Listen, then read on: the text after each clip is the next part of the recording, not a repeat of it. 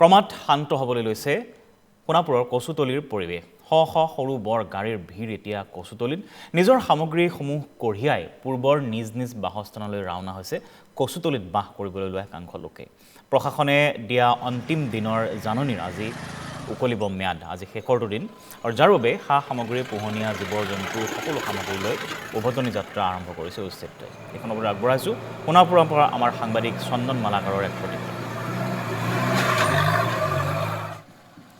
ক্ৰমাৎ শান্ত হৈছে কচুতলিৰ পৰিৱেশ আৰু বিগত 4 দিন ধৰি তীব্ৰ উত্তেজনাময় পৰিৱেশে বিৰাজ কৰিছিল। কিন্তু এই পৰ্যন্ত আৰক্ষী অৰ্ধসামৰিক বাহিনীৰ কটকটীয়া নিৰাপত্তা বেষ্টনীৰ মাজত আচলতে যিসকল ব্যক্তিক উচ্ছেদ কৰিম বুলি জাননী প্ৰদান কৰিছিল, সেই ব্যক্তিসকলে এনেদৰে নিজৰ লামলাকটোত এখন গাড়ীত এনেদৰে উঠাই এক নিৰ্দিষ্ট স্থানলৈ যোৱাৰ প্ৰচেষ্টা অব্যাহত ৰাখিছে। এনেদৰে আমি দেখুৱাইছোঁ আচলতে আজি অন্তিম দিন, যিহেতু একাংশ লোকক ম্যাদী পট্টা থকা লোককো ৰাইজে ক্ষমা কৰিব প্ৰশাসনে নটিচ জাৰি কৰিছিল, জাননী জাৰি কৰিছিল। তাৰ পাছৰ এই দৃশ্যাংশ আমি দেখুৱাইছোঁ। এনেদৰে আচলতে কচুতলিৰ পৰা শ শ হাজাৰ হাজাৰ লোক বিভিন্ন বাহনেৰে এনেদৰে নিৰ্দিষ্ট স্থানলৈ যোৱা আৰম্ভ কৰিছে আৰু তাৰ পাছত এই দৃশ্যাংশ আমি দেখুৱাইছোঁ।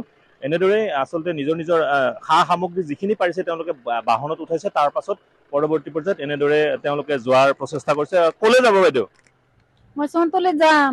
কোন কোন আছে আপোনালোকে? কিয় যাব ওলাইছে? মোক ভাঙি দিছে চৰকাৰে, ইয়াৰ কাৰণে যাই আছো। নাগিলে বোলে মাৰি পেলাব, ইয়াৰ কাৰণে মই গুচি যাই আছো। কাগজ নাছিল নেকি আপোনালোকৰ? আছে, আমাৰ চব ডকুমেণ্টছ আছে।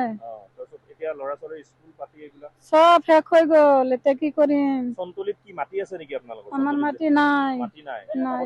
বেলেগৰ মাটি যাই আমাক থাকিব দিব না নাদিব ক'ব নোৱাৰো মই। আৰু বেলেগ মানুহো গৈ আছে নেকি? বেলেগ মানুহ না, আমি একলাই যাই আছো। আৰু অন্যান্য বেলেগ গোটাই মানুহ যাই আছে কচুতলি। নটিচ দিছে যে তাহাঁতে যা, 3 দিন টাইম দিছে, নাগিলে গুলি কৰি মাৰি পেলাব, এইবিলাক কৈছে। ইয়াৰ কাৰণে মই ভয়তে যাই আছো, কি কৰিম এতিয়া? হয়, নিশ্চয়কৈ। আৰু এয়াই একাংশ আচলতে লোক, যিসকল লোকে এই মুহূৰ্তত তেওঁলোকে এক বিশেষ যাত্ৰা আৰম্ভ কৰিছে। সোণতলিলৈ যাম বুলি তেওঁলোকে যাত্ৰা আৰম্ভ কৰিছে। মই দৃশ্যাংশ মোৰ সহযোগীক দেখুৱাইছোঁ। এনেদৰে চাওক, নিজৰ যিখিনি গৃহসজ্জাৰ সামগ্ৰীৰ লগতে অন্যান্য সামগ্ৰী আছে এনেদৰে লৈ ক্ৰমাৎ যাত্ৰা আৰম্ভ কৰিছে। যিহেতু প্ৰশাসনে অন্তিমখন জাননী জাৰি কৰা আজি 3 দিন উকলিব, ইয়াৰ পাছত পুনৰ উচ্ছেদ চলিব বুলি প্ৰশাসনে ইতিমধ্যে জাননীযোগে উল্লেখ কৰিছে। তাৰ পাছৰ পৰ্যায়ত দৃশ্যাংশ দেখুৱাইছোঁ। যোৱাকালিও যথেষ্ট সংখ্যক লোকে নিজৰ বাহনেৰে হাজাৰ হাজাৰ লোক এই স্থানৰ পৰা গৈছে আৰু তেওঁলোকৰ এটাই কথা, আচলতে তেওঁলোকৰ হাতত যদিও নথি পত্ৰ আছে, এই নথি পত্ৰসমূহ আচলতে ৰাজচক্ৰ বিষয়া কাৰ্যালয়ে বৈধ নহয় বুলি ঘোষণা কৰাৰ পাছতে জাননী জাৰি কৰিছিল। তাৰ পৰৱৰ্তী পৰ্যায়ত এই দৃশ্যাংশ চাওক, এইসমূহ বাহনো আহিছে। এই বাহনসমূহ এতিয়া এই স্থানলৈ আহিছে, যিসমূহ লোক ইয়াৰ পৰা বিতাড়িত হ'ব বা ইয়াৰ পৰা যাব, সেই লোকসকলক সামগ্ৰীসমূহ নিয়াৰ বাবে এনেদৰে আচলতে শ শ বাহন কচুতলিৰ প্ৰৱেশ পথত প্ৰৱেশ কৰিছে। সমান্তৰালভাৱে মই দেখুৱাইছোঁ দৃশ্যাংশ।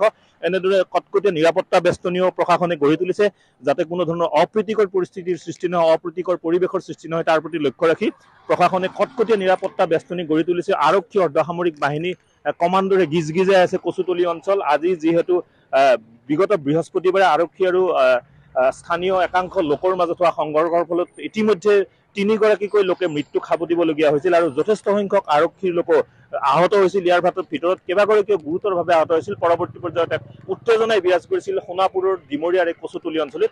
তাৰ পাছতে প্ৰশাসনে আচলতে উচ্ছেদিতসকললৈ বিশেষ জাননী জাৰি কৰিছিল যে আগন্তুক 3 দিনৰ ভিতৰত যদি তেখেতসকলে এয়া জনজাতীয় আবেষ্টনীৰ ভূমিসমূহ বেদখলৰ পৰা আঁতৰি নিদিয়ে, তেনেহ'লে বিশেষ ব্যৱস্থা গ্ৰহণ কৰিব। আৰু তাৰ পাছত আজি এয়া জাননীৰ অন্তিমখন জাননী দিয়াৰ আজি 3 দিন উকলিব। এই 3 দিনৰ পাছত আচলতে পুনৰ উচ্ছেদ চলাম বুলি ইতিমধ্যে প্ৰতি ঘৰ ব্যক্তিৰ ঘৰে ঘৰে ৰাজচক্ৰ বিষয়াৰ কাৰ্যালয়ৰ লোকসকলে আহি জাননী জাৰি কৰিছে। তাৰ পৰৱৰ্তী পৰ্যায়ত দৃশ্যাংশ NKTV প্লাছৰ দৰ্শকক মই পোনে পোনে দেখুৱাইছোঁ। মই পুনৰবাৰ কৈছোঁ, কচুতলিত এতিয়া পৰিৱেশ যথেষ্ট শান্ত, যদিও যিসমূহ লোকে ইতিমধ্যে জাননী লাভ কৰিছে সেই লোকসকলে নিজৰ নিজৰ গৃহসজ্জাৰ সামগ্ৰীসমূহ লৈ অন্য স্থানলৈ ঢাপলি মেলা পৰিলক্ষিত হৈছে।